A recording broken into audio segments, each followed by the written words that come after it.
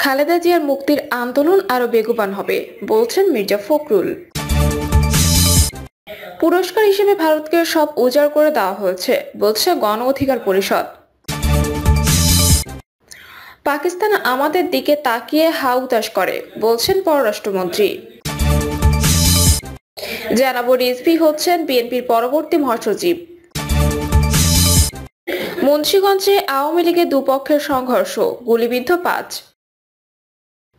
শুনছিলেন সংবাদ শিরোনাম, এবারে বিস্তারিত।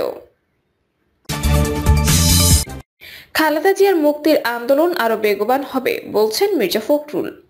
বিএনপি মহাসচিব মির্জা ফখরুল ইসলাম আলমগীর বলেছেন, বিএনপি সিদ্ধান্ত নিয়েছে খালেদা জিয়ার মুক্তির আন্দোলন আরো বেগবান করা হবে। আমরা এই মুক্তির আন্দোলনকে একটা চূড়ান্ত পর্যায়ে নিয়ে যেতে চাই, সেই লক্ষ্যে আমাদের যৌথ সভায় কয়েকটি সিদ্ধান্ত নিয়েছি। ফখরুল বলেন, দেশনেত্রী খালেদা জিয়া মৃত্যুর সঙ্গে পাঞ্জা লড়ছেন, কিছুদিন পরই তাকে হাসপাতালে আসতে হয়। এবার যে তিনি এসেছিলেন আল্লাহর অশেষ রহমতে যে তাকে আমরা ফিরে পেয়েছি, তার ফিরে আসার সম্ভাবনা খুব কঠিন ছিল যদি ঠিক সময়ের মধ্যে ডাক্তার চিকিৎসা দিতে না পারতেন। বিএনপি মহাসচিব বলেন, চিকিৎসকরা বারবার বলেছেন তাকে বাইরে উন্নত চিকিৎসা কেন্দ্রে নেওয়া উচিত, কিন্তু সরকার তাকে যেতে দিচ্ছে না। তারা পরিকল্পিতভাবে আদালতকে ব্যবহার করে সেটা থেকে বঞ্চিত করে রেখেছে। এজন্য বিএনপি সিদ্ধান্ত নিয়েছে দেশনেত্রীর মুক্তির আন্দোলন জোরদার করার। ফখরুল বলেন, আমরা জনগণের কাছে প্রত্যাশা করব খালেদা জিয়ার মুক্ত বাতাসে রাজনীতি করার সুযোগ সৃষ্টি করার জন্য তারা আপ্রাণ চেষ্টা করবে, আন্দোলনে ঝাঁপিয়ে পড়বে। মির্জা ফখরুল বলেন, দেশনেত্রীকে সম্পূর্ণ অন্যায়ভাবে সরকার আটক করে রেখেছে। এটা আইন বিরোধী, সংবিধান বিরোধী। জামিন তার প্রাপ্য, এটা সাংবিধানিক অধিকার। এখনো তার মামলা সুপ্রিম কোর্টের কাছে পেন্ডিং আছে। সুতরাং এই বিষয়টা গুরুত্বপূর্ণ যে তারা পরিকল্পিতভাবে তাকে কারাগারে আটক করে রেখেছে, সেটা সম্পূর্ণভাবে বেআইনি। বয়স্ক মহিলা, অসুস্থ মানুষ, তারা জামিন পাওয়ার অধিকার রাখে, যত বড় মামলাই হোক।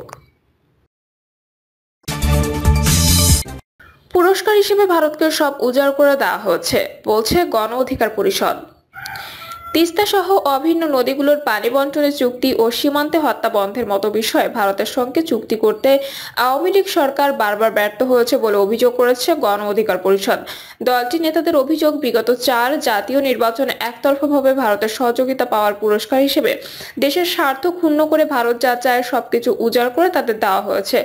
সংবাদ সম্মেলনে গণ অধিকার পরিষদের নেতারা অভিযোগ করেছেন, কানেক্টিভিটির নামে বাংলাদেশ দিয়ে ভারতের এক প্রান্ত থেকে আরেক প্রান্ত পর্যন্ত রেল যোগাযোগ, ডাক ও টেলিযোগাযোগের সমঝোতা, কৌশলগত ও অপারেশনাল খাতে সামরিক, শিক্ষা সংক্রান্ত সহযোগিতা, ওষুধ সংক্রান্ত সমঝোতা, বাংলাদেশের জলসীমায় ভারতের অবাধ বিচরণ, ভারতের ইনস্পেস, বাংলাদেশ ডাক ও টেলিযোগাযোগ মন্ত্রণালয়ের মধ্যে সমঝোতা, রেল মন্ত্রণালয়ের মধ্যে সমঝোতা, সমুদ্র বিষয়ক গবেষণা, দুই দেশের মধ্যে সমঝোতা ইত্যাদি সমঝোতা ব্যাপকভাবে বাংলাদেশের স্বার্থ ক্ষুণ্ণ করেছে।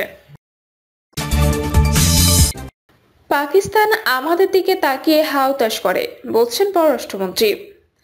প্রধানমন্ত্রী শেখ হাসিনার নেতৃত্বে বাংলাদেশের অগ্রগতি দেখে বর্তমানে পাকিস্তান হাউতাশ করে বলে মন্তব্য করেছেন স্বরাষ্ট্রমন্ত্রী ডক্টর হাসান মাহমুদ। বিশ্বের অন্য অনেক দেশের তুলনায় বাংলাদেশের মূল্যস্ফীতি নিয়ন্ত্রণে রয়েছে বলেও দাবি করেছেন তিনি। করোনার ধকল না কাটতেই একের পর এক যুদ্ধে পৃথিবী আজ টালমাটাল। এসব কারণে সমগ্র বিশ্ব আজ মূল্যস্ফীতিতে আক্রান্ত। তারপরেও প্রধানমন্ত্রীর নানা উদ্যোগে আমাদের মূল্যস্ফীতি কিছুটা নিয়ন্ত্রণে রয়েছে। বাজেট প্রসঙ্গে পররাষ্ট্রমন্ত্রী বলেন, অনেক সমালোচক বলে বেড়াচ্ছেন এই বাজেট উচ্চাভিলাষী, এই বাজেট বাস্তবায়ন অযোগ্য, জনবিরোধী, দিক নির্দেশনা নেই। যদি বাজেটের দিক নির্দেশনা নাই থাকতো তাহলে দেশের দরিদ্রতা 48% থেকে 18.5% কেন নেমে আসলো? অতি দারিদ্র 25 থেকে 5% নেমে আসলো কিভাবে? 10 কোটি মানুষকে সামাজিক নিরাপত্তার মধ্যে আনা হয়েছে। তবে দেশে ট্যাক্স দেওয়া মানুষের সংখ্যা তেমন বাড়েনি। ট্যাক্সে জিডিপির অনুপাত খুবই কম। আমাদের ট্যাক্স ডিপার্টমেন্ট বাজেট বাড়াতে খুব পারদর্শিতা দেখিয়েছে, কিন্তু মানুষকে ট্যাক্সের আওতায় আনতে পারেনি। বাংলাদেশের মতো ট্যাক্স কম দেওয়া কোথাও দেখিনি।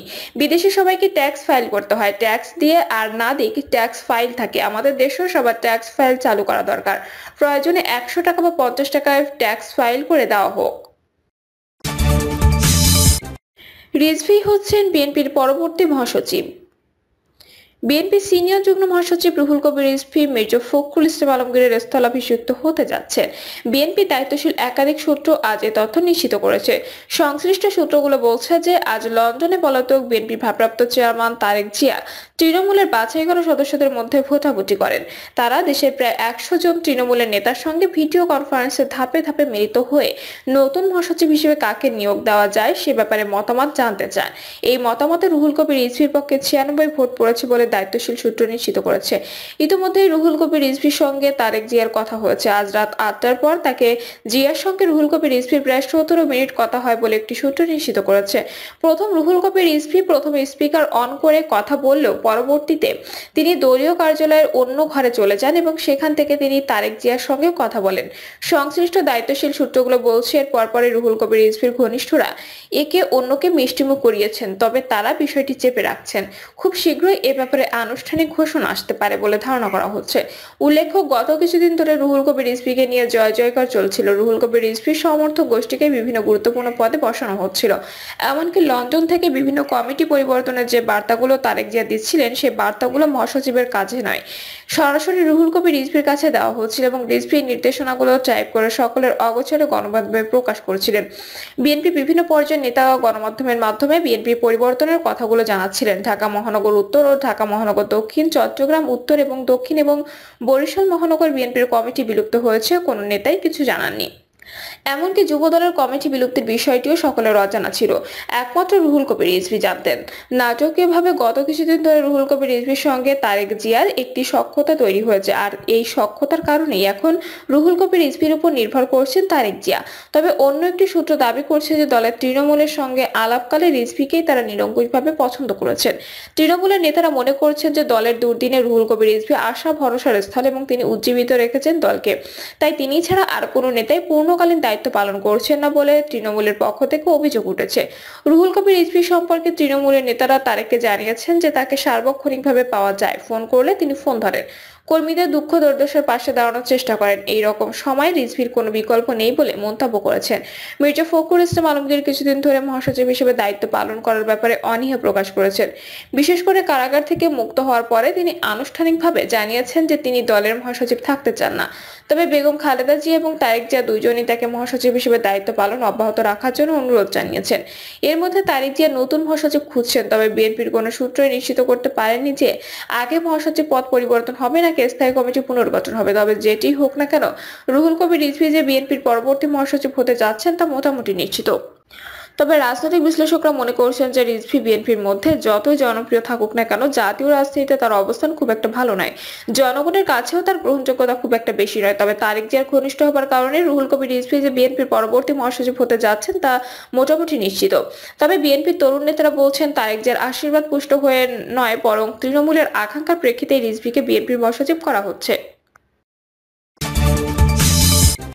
মুন্সিগঞ্জে আওয়ামী লীগের দুপক্ষের সংঘর্ষ, গুলিবিদ্ধ 5। মুন্সিগঞ্জের মোল্লাকান্দিতে আওয়ামী লীগের দুপক্ষের সংঘর্ষে 5 জন গুলিবিদ্ধ হয়েছেন। পুলিশ স্থানীয়রা জানান, আধিপত্য বিস্তার নিয়ে মোল্লাকান্দি ইউনিয়ন চেয়ারম্যান রিপন পাটোয়ারি ও সাবেক চেয়ারম্যান মহসিনা হক কল্পনা গ্রুপের মধ্যে পূর্ব বিরোধ চলছিল। এই জেরে বুধবার রাতে রিপন গ্রুপের উজির আলী সমর্থকরা কল্পনা গ্রুপের শওকতের সমর্থকদের উপর হামলা ও গুলিবর্ষণ করে। এতে কল্পনা গ্রুপের 5 জন গুলিবিদ্ধ হয়। রিপন ও কল্পনা দুইজন স্থানীয় আওয়ামী লীগের রাজনীতির সঙ্গে জড়িত বলে জানা গেছে। অতিরিক্ত পুলিশ সুপার খায়রুল হাসান বলেন, পূর্ব বিরোধের জেরে হামলায় গুলিবিদ্ধের খবর পাওয়া গেছে। এ সময় ঘটনাস্থলে তাৎক্ষণিকভাবে পুলিশ পাঠানো হয়েছে। এ বিষয়ে প্রয়োজনীয় পদক্ষেপ নেওয়া হবে বলেও জানান তিনি। প্রিয় দর্শক, এই ছিল এখনকার সর্বশেষ সংবাদ। আপডেট সব সংবাদ পেতে চ্যানেলটি সাবস্ক্রাইব করে বেল আইকনটি ক্লিক করে রাখুন।